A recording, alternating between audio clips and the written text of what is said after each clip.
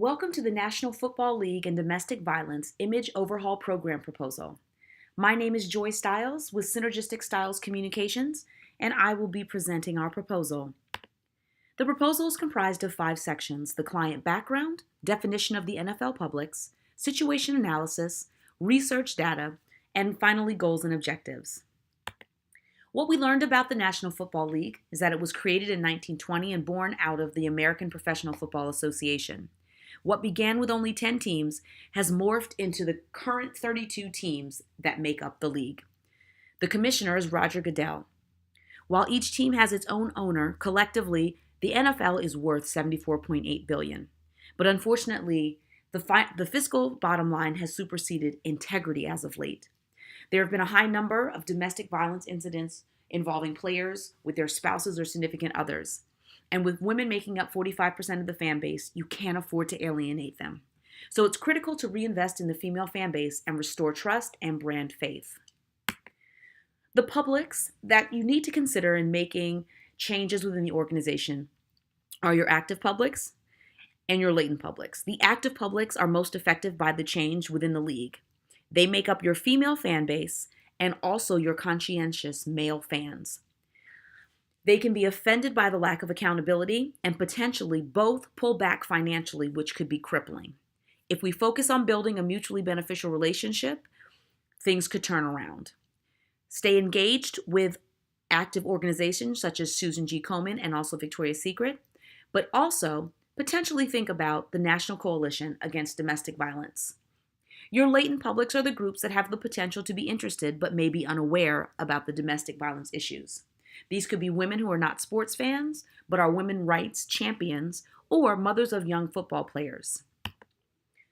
In our situation analysis, we noted that the domestic violence incidents involving the players have plagued the league for over 20 years, and the failure to punish the players devalues the female stakeholders and makes the league seem insensitive and misogynistic. We found there's a direct correlation between players and domestic violence. And there's a failure on behalf of the league to provide enforced corrective measures. The biggest incident that happened as of late was Ray Rice back in 2014.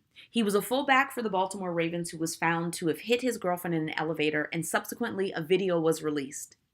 He was only suspended for 1 game, but once the public found out that the NFL knew about the video, they called for his ultimate suspension indefinitely.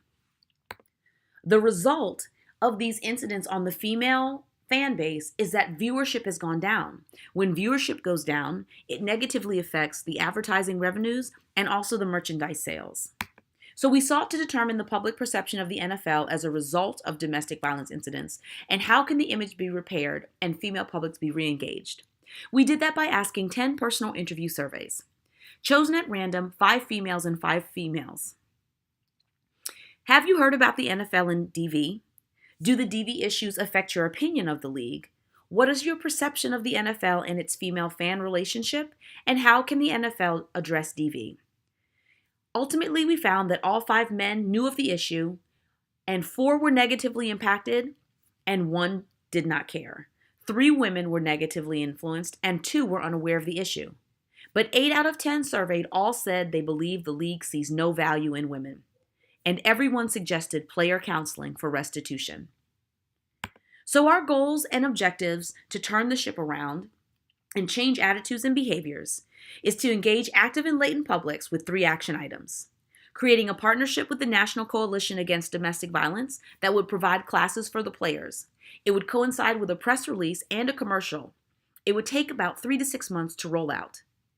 Second step, consistent enforcement of the 6-game suspension penalty. Transparency and consistency are key.